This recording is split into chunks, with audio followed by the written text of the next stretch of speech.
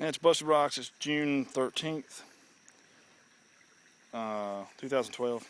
Almost forgot the year. We've come into Hill Creek here, and it's been completely blown up a little bit, and we've been struggling to find something. And there's the Josh again, if y'all remember him from past videos. He's found him something right here. And it's going to be a drill. Wash it dude off. Nice. Big old drill. A thick dude, but it's all there. And we'll definitely take it. And sludge on it. It probably started out as a Kirk, I figure.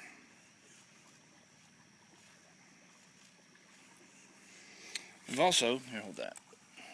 We've also got sunglasses in that pocket. I also came across, if I can get into my pocket here,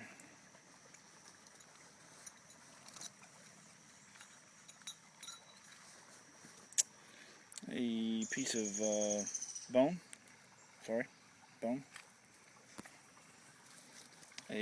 Looks like what we think is going to be a discoidal, because nature's good, but they're not that good.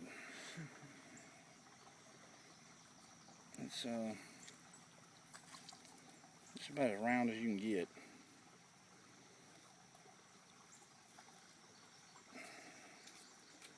It's a pretty neat deal there.